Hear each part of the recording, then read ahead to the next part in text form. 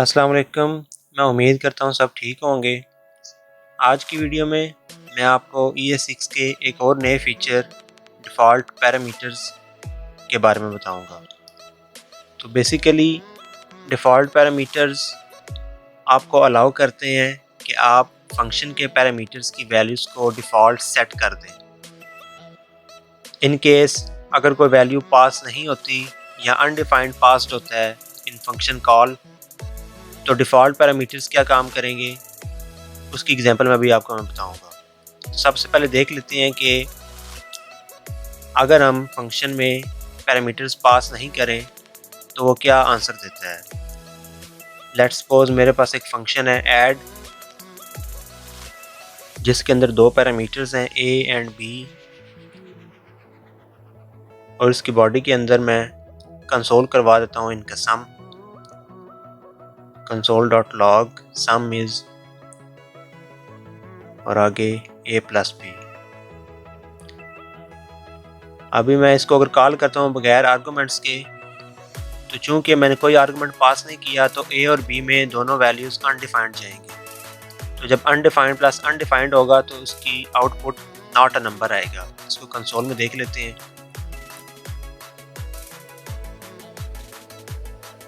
Console में देखा तो उसने शो करवा दिया सम इज़ नॉट अ नंबर। चूँकि वैल्यूज़ हमने पास नहीं की इसलिए अनडिफाइंड वैल्यूज़ को उसने एक्सेस किया, जिसकी वजह से जो सम था वो नॉट अ नंबर था।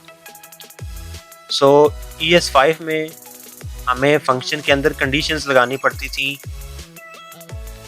कि अगर a या b की वैल्यू पास नहीं होती तो आप डिफ़ॉल्ट को वैल्यू सेट कर दें उसकी, ताकि फंक्शन रन हो जाए और एग्जीक्यूशन में कोई इशू ना आए। लेट्स सपोज मैं आपको एग्जांपल देता हूँ। If bang b her value के साथ एक बूलियन वैल्यू एसोसिएट होती है, अगर नल या अनडिफाइंड पास होता है तो उसकी वैल्यू के साथ जो एसोसिएटेड बूलियन वैल्यू होती है वो फॉल्स होती है, और अगर आपको वैल्यू पास कर रहे हैं लाइक स्ट्रिंग पास कर रहे हैं, नंबर पास कर रहे हैं, तो उसके साथ एसोसिएटेड बूलियन वैल्यू ट्रू होती है। तो इस कंडीशन में मैंने चेक कर रहा हूँ कि अगर b के अंदर कुछ भी पास नहीं हो रहा, यानी कि उसकी वैल्यू जो है वो फॉल्स है, तो उसके अंदर जो b है फॉल्स क्यों होगी। फॉल्स इफ़ मैंने कुछ भी पैरामीटर्स पास नहीं किए b के लिए और b की वैल्यू में अनडिफाइंड है, तो वो उसके साथ एसोसिएटेड बूलियन वैल्यू फॉल्स है, तो इसलिए बैंग यूज़ किया मैंने। तो अगर ये कंडीशन ट्रू होगी यानी कि b में कुछ भी पास नहीं हो रहा, तो मैं b की वैल्यू को लेट के साथ डिक्लेयर करके सेट कर रहा हूँ डिफ़ॉल्ट के लिए कि अगर b की वैल्यू पास नहीं होती तो b के लिए 10 सेट कर दो। तो इसको मैं अगर console.log करवाऊँगा और एल्स भी मैं लिख देता हूँ कि अगर वैल्यू पास हो रही है a और b दोनों की तो वो उसका सम करवा दे, और अगर b की वैल्यू पास नहीं हो रही तो वो बाय डिफ़ॉल्ट मैंने सेट कर दी कि उस b को 10 रख दो। अभी ऐड में मैं सिर्फ 4 पास करता हूँ तो होगा क्या, a के अंदर 4 आएगा और b के अंदर अनडिफाइंड कोई वैल्यू नहीं आएगी। जब वो फंक्शन के अंदर आएगा, फंक्शन की बॉडी के अंदर, वो चेक करेगा कि b के अंदर कोई वैल्यू नहीं आई, अनडिफाइंड सी यानी कि फॉल्स है, तो वो b के अंदर 10 सेट कर देगा। तो फर्स्ट ब्लॉक ऑफ कोड जो है इफ़ का वो एग्जीक्यूट हो जाएगा, तो उस b के अंदर 10 आ जाएगा। a के अंदर ऑलरेडी 4 था तो जो सम था वो हो जाएगा 14। तो इसको अभी कंसोल में देख लेते हैं। चूँकि मैंने फ़ाइल सेव नहीं की थी तो पहले इसको सेव करना है। सेव किया और अभी अगर मैं देखूँ कंसोल पे तो उसने सामने 14 शो करवा दिया। तो पहले हम डिफ़ॉल्ट पैरामीटर्स को इस तरह सेट करते थे ES5 में। अभी अगर मैं ऐड के फंक्शन के अंदर 4 और 16 दोनों पैरामीटर्स पास करता हूँ, a में 4 आएगा, b में 16 आएगा, तो वो फर्स्ट ब्लॉक ऑफ इफ़ जो है वो नहीं चलेगा, एल्स वाला उसका चल जाएगा, जिसमें वो 16 प्लस 4 को प्लस करके 20 उसने शो करवा दिए। अभी ES6 में मैं आपको करके दिखाता हूँ कि डिफ़ॉल्ट पैरामीटर्स का क्या मतलब है।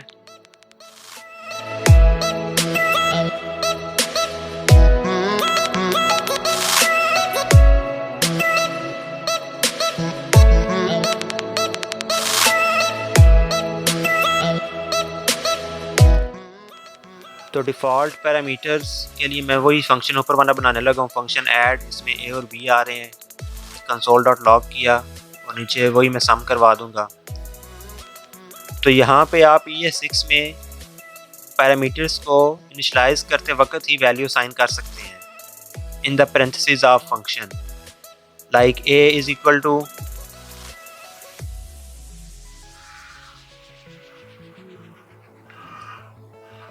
Five, b is equal to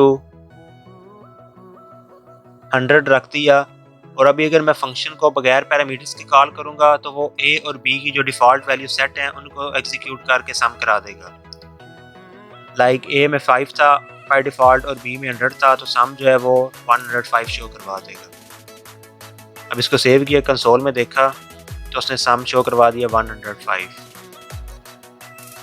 तो अभी अगर मैं 20 पैरामीटर पास करता हूँ और 30 पास करता हूँ a b की जगह, तो वो 20 जो है वो a की जो ऑलरेडी डिफ़ॉल्ट वैल्यू थी उसको ओवर ऐड कर देगा, उसकी जगह 20 रख देगा और b में 30 रख देगा। इसको अगर मैं सेव करवा के शो करवाता हूँ तो उसने अब 50 शो करवाया, क्योंकि हमने पैरामीटर्स पास किए थे। अगर हम नहीं पास करते तो वो a की वैल्यू को 5 रख देता और b की वैल्यू को 100 रख देता। तो ES6 में आप पैरामीटर्स को इनिशियलाइज करते वक्त ही वैल्यू को असाइन कर सकते हैं।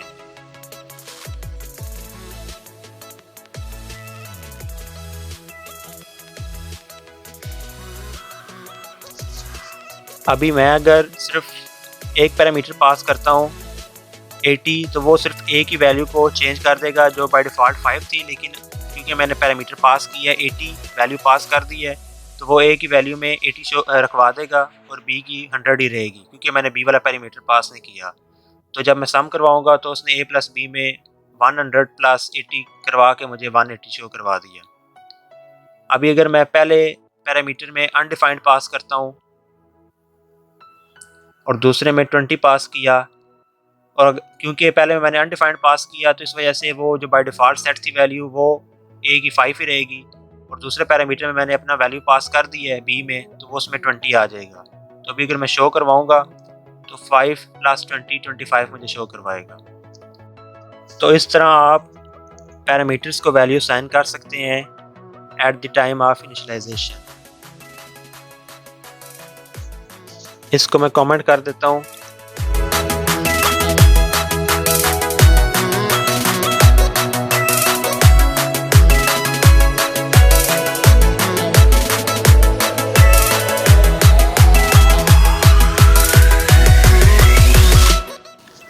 और आपको एक और इसका फीचर बताता हूँ। आप डिफ़ॉल्ट पैरामीटर के लिए फंक्शन को भी सेट कर सकते हैं। लाइक अगर आपके पैरामीटर की वैल्यू फंक्शन के एग्जीक्यूशन के बाद रिटर्न हो रही है तो आप उसको भी डिफ़ॉल्ट पैरामीटर में सेट कर सकते हैं। लाइक अभी मैंने एक फंक्शन क्रिएट कर दिया क्रिएट b के नाम से, और उसमें रिटर्न करवा दिया कि 10।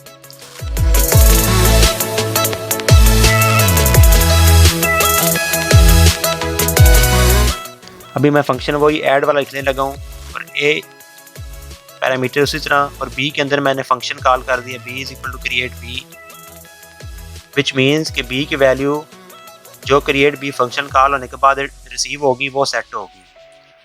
तो अभी अगर मैं कंसोल करवाता हूँ सम इज a प्लस b,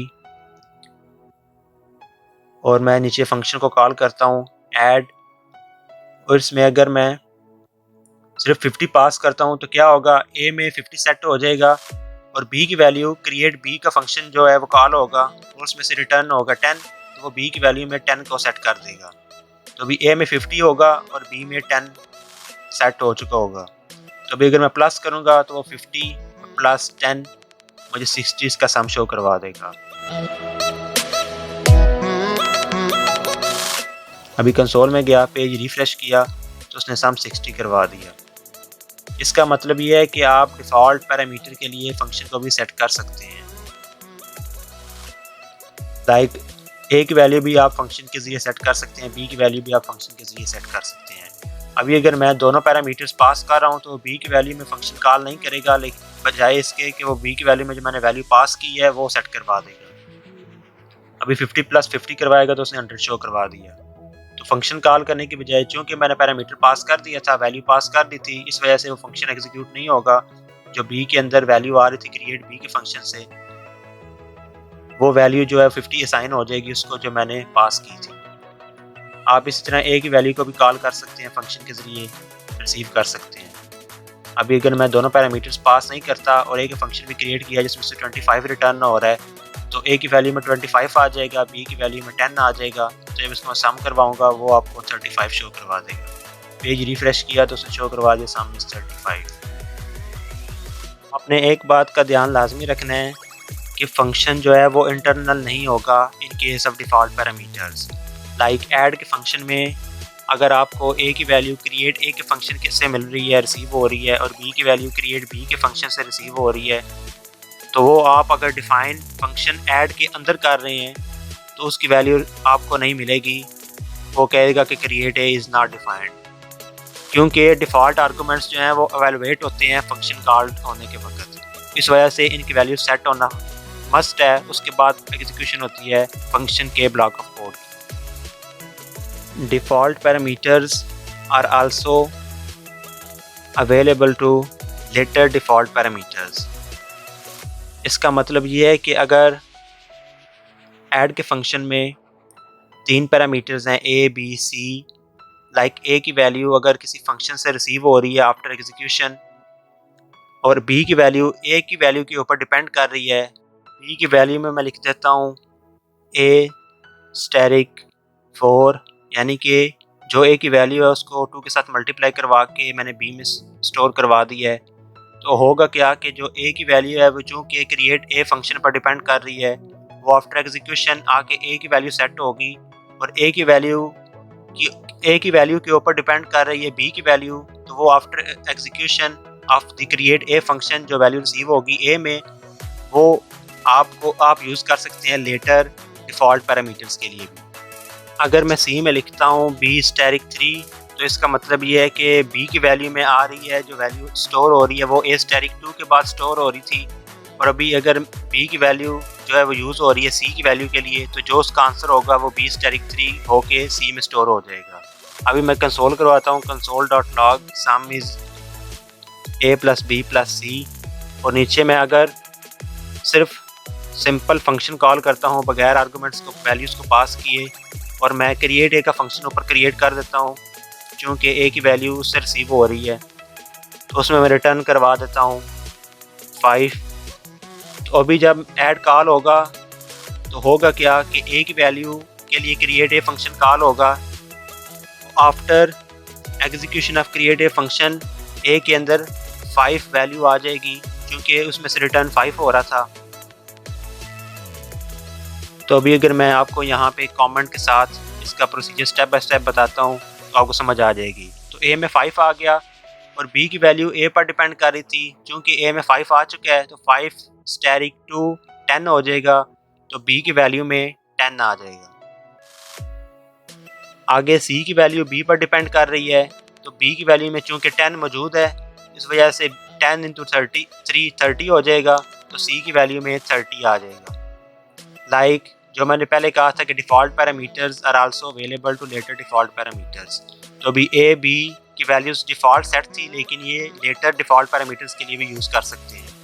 अभी ए प्लस बी प्लस सी करेंगे तो उसमें ए में चूँकि 5 था, बी में 10 था, और सी में 30 था, तो ये 45 शो करवा देंगे। तो अभी इसको एक पैरामीटर के साथ एक वैल्यू पास करके भी देख सकते हैं।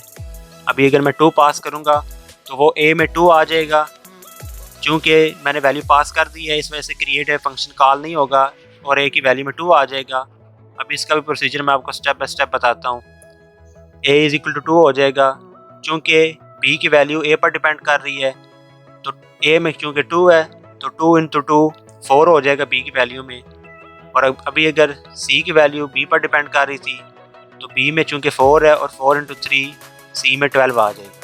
तो अभी इनका अगर सम देखेंगे तो 12 + 4 + 2, तो ये हो जाएगा 18 हो जाएगा। अभी अगर मैं कंसोल में देखता हूँ तो उसने शो करवा दिया सम इज़ 18। अभी मैं 2 वैल्यूज़ को पास करके देख लेता हूँ फंक्शन में।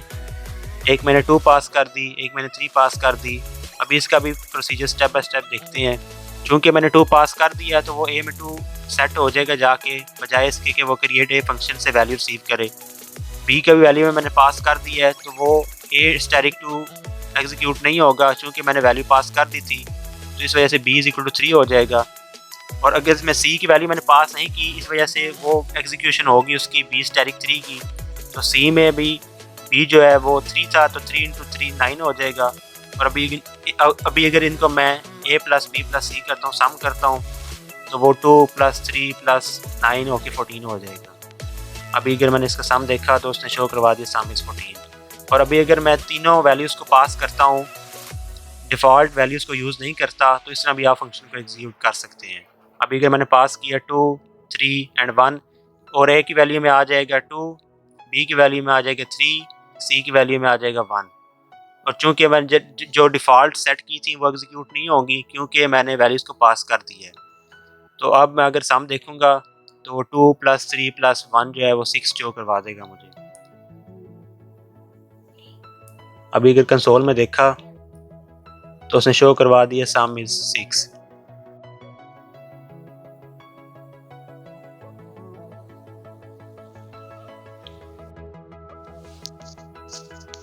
अभी आपको मैं एक और एग्जांपल देता हूँ डिफ़ॉल्ट पैरामीटर्स की। लाइक मेरे पास एक फंक्शन है जिसका मैं नाम रख देता हूँ मेक एजेक्स रिक्वेस्ट, और इसके अंदर 2 पैरामीटर्स हैं, URL एंड मेथड। URL कुछ भी हो सकता है और method gate, post, put, delete कुछ भी हो सकता है। आप इसके अंदर अपनी लॉजिक डिफाइन कर सकते हैं। मैं आपको सिर्फ डिफ़ॉल्ट पैरामीटर्स की एग्जांपल दे रहा हूँ। तो अभी अगर मैं नीचे मेक एजेक्स रिक्वेस्ट को कॉल करता हूँ और उसके अंदर first value as a argument जो पास कर रहा हूँ उसके अंदर URL पास कर दिया, और सेकंड में मैं अगर मेथड को पास करता हूँ तो क्या होगा, URL में URL चला जाएगा और मेथड में मेथड चला जाएगा। लेकिन मैं अगर डिफ़ॉल्ट वैल्यू को सेट करता हूँ मेथड की, तो मैं डिफ़ॉल्ट पैरामीटर के ज़रिए उसको भी सेट कर सकता हूँ। लाइक अभी मैंने मेथड के अंदर गेट सेट कर दिए। अभी अगर मैं console.log करवाऊँगा तो होगा क्या, जो ऑलरेडी डिफ़ॉल्ट सेट था मेथड वो मुझे शो करवा देगा गेट। चूँकि मैंने सेकंड पैरामीटर पास नहीं किया, सेकंड वैल्यू पास नहीं की फंक्शन में, और डिफ़ॉल्ट सेट थी मेथड की वैल्यू, तो मुझे गेट शो करवा देगा। अभी अगर कंसोल में जाके देखा तो उसने शो करवा दिया गेट। लेकिन अगर मैं सेकंड वैल्यू पास करता हूँ एजेक्स रिक्वेस्ट के फंक्शन के कॉल में, और उसको मैं पोस्ट कर देता हूँ पोस्ट रिक्वेस्ट, तो अभी होगा क्या कि पोस्ट है इसको जाके ओवरराइड कर देगा गेट को, तो उसकी जगह मुझे पोस्ट मेथड मिल जाएगा। तो आप इस तरह भी डिफ़ॉल्ट पैरामीटर्स को डिफरेंट API कॉल्स में यूज़ कर सकते हैं, जहाँ पे आपने ज़्यादा गेट रिक्वेस्ट करनी होती हैं तो बार बार आपको as a second parameter get pass नहीं करना पड़ता अगर आप डिफ़ॉल्ट पैरामीटर्स को यूज़ करते हैं।